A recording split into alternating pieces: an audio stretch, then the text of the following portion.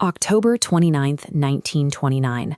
The numbers on the ticker tape no longer make sense. By day's end, the market will lose $14 billion. The men on the floor cannot see the future. They do not know that unemployment will reach 25%. They do not know that 9,000 banks will fail, or that bread lines will soon stretch around city blocks in the world's greatest democracy. Fast forward to April 2026. In Washington, Brussels, and Beijing, policymakers are staring at modern digital versions of that same falling tape. They know the history. They can recite the mistakes of the 1930s from memory, and they are watching those same mistakes happen again. Economic historians identify the 1929 crash as a trigger rather than a cause. The conditions for catastrophe had been accumulating for years: a fragmented banking system, speculative excess in equity markets, and devastated rural communities, hidden behind the eroding prosperity of the Jazz Age. The COVID-19 pandemic served as a similar trigger, abruptly exposing deep structural vulnerabilities that had been quietly built up over 4 decades. It amplified the fragility of cost-optimized supply chains, the asset inflation generated by 14 years of ultra-low interest rates, and the household debt loads that substituted for wage growth since the 1980s. In 1933, economist Irving Fisher identified the era's core disease as debt deflation.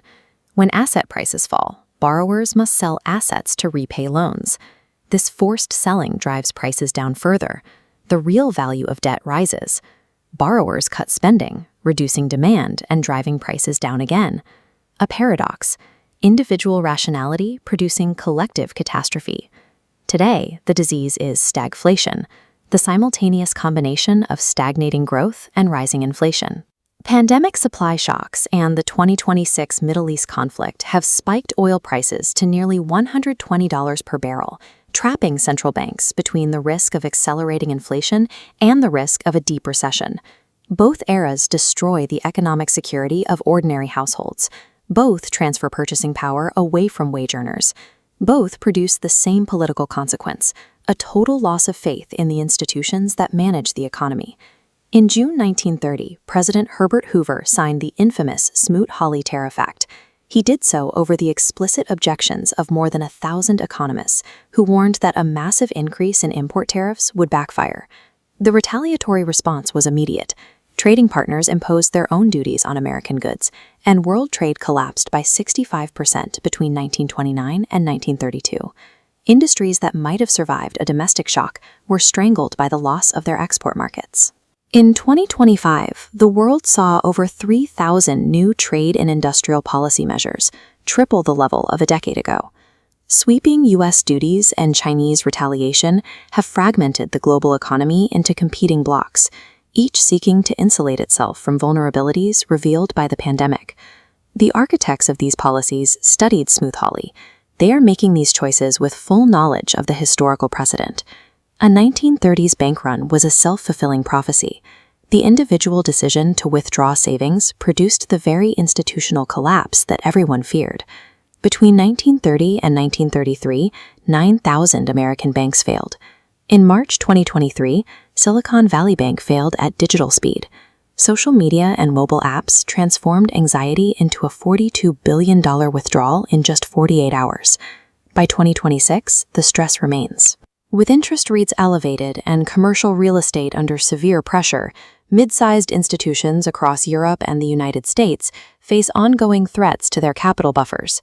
The post-depression regulatory framework held the system together in 2023, but the psychological vulnerability remains.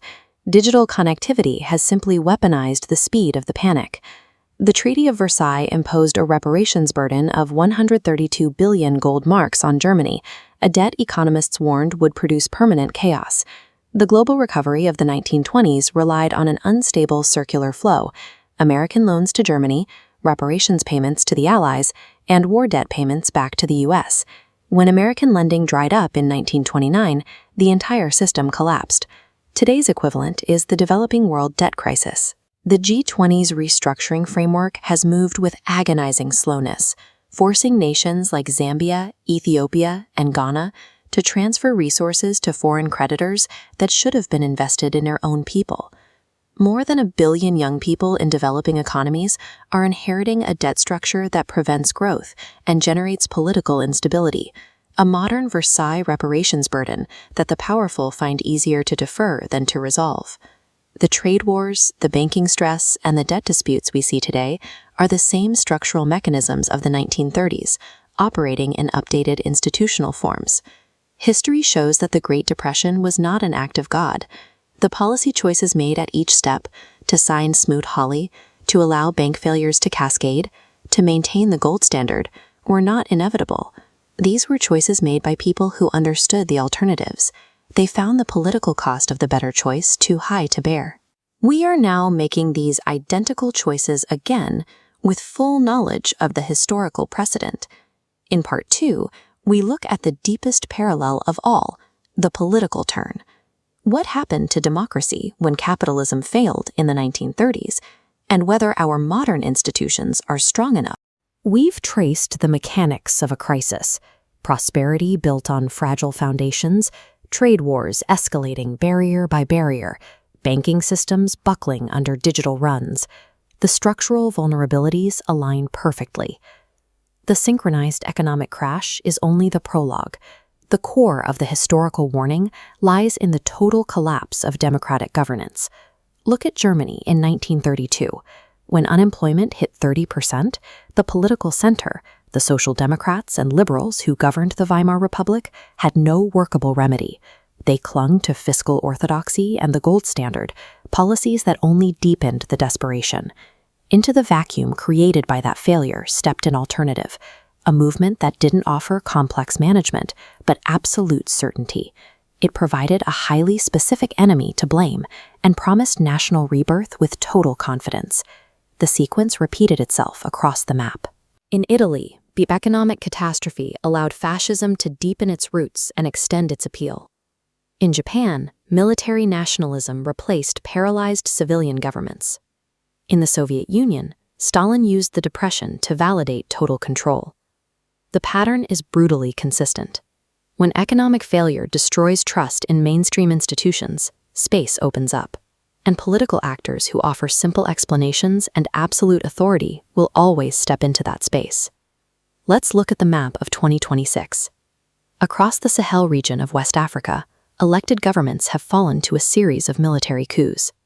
In each of these nations, the median age is under 18, and youth unemployment sits above 40%. Extremist movements recruit by offering the exact economic purpose that conventional society cannot provide. In Europe, the center-left and center-right parties that built the post-war welfare states are watching their support vanish election after election.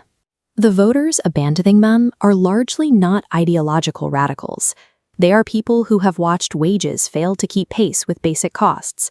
They are people for whom homeownership transitioned from a normal aspiration to a statistical impossibility. They are simply punishing the parties responsible for those outcomes. The specific cultural vocabularies and identified enemies vary from the 1930s. The mechanism does not. The exact same economic engine that drove the democratic erosion of the 20th century is running at full speed today. Democracy requires a massive, economically secure middle class to function. It acts as a necessary counterbalance, providing enough social weight to offset both the concentrated power of extreme wealth and the concentrated desperation of extreme poverty. Mass unemployment dissolves the social tissue of a nation. When the farm is repossessed and the bank savings vanish, the shared expectations that make democratic citizenship possible crumble. Our middle class today hasn't been completely destroyed, but it has been hollowed out, squeezed by the soaring costs of housing and healthcare, and bearing the burden of an economy that has systematically transferred financial risk from corporations onto individuals. This data visualization shows exactly how precarious the structure is. The top 1% of American households now hold more wealth than the entire middle class combined. This is not a metaphor. We are looking at the load-bearing wall of democratic stability. And it is cracking. The human cost of the Depression forced an intellectual revolution. Economists like John Maynard Keynes realized that markets left entirely to themselves could stabilize at catastrophic levels of unemployment. Government had to actively intervene with fiscal policy to save capitalism from its own structural flaws. That realization built the post-war world. The International Monetary Fund, the welfare states of Western Europe, and strong labor market protections generated 4 decades of the most broadly shared economic growth in history. Inequality declined. The system worked. Then came the late 1970s. The intellectual pendulum swung backward. A new consensus argued that these exact safeguards had become too expensive, too inefficient, and too constraining on market dynamism. The commitment to full employment was actively dismantled. Central banks shifted their exclusive focus to inflation targeting, treating any sign of wage growth for the middle class as a threat that required immediate monetary contraction. Lawmakers repealed Depression-era banking protections like the Glass-Steagall Act, allowing depositor funds to be used for speculation.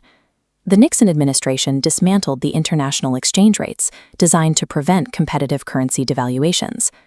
A generation of architects, overconfident in their own sophistication, actively stripped away the constraints built after the Depression. Every safeguard that existed for a good reason was discarded in the name of modernization.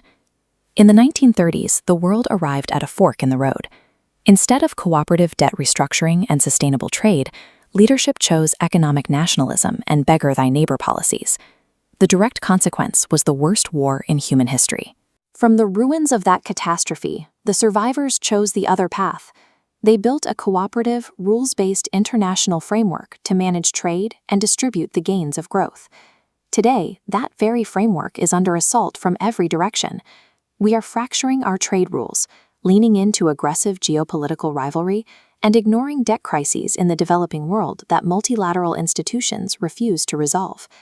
The mirror shows us 2026, and humanity is standing at the exact same fork in the road we faced a century ago. The verdict is uncomfortable, but the evidence demands it. The global crisis we face is not a mystery. We are not suffering from a lack of knowledge. The policymakers making these choices are trained economists who know exactly what these conditions produce. The mechanisms to reverse trade fragmentation exist. The resources to resolve the global debt crisis exist. We know exactly how to rebalance income to rebuild the middle class. The knowledge is entirely available. Our trajectory is a deliberate failure of political will. It is an indictment of political systems that have been captured by short-term calculation and the easy politics of resentment. The original generation built their safeguards not out of optimism, but from the clear-eyed recognition that the alternative was unacceptable. We have the history fully documented. The mirror is right in front of us. Whether we repeat the catastrophe depends entirely on what we refuse to tolerate.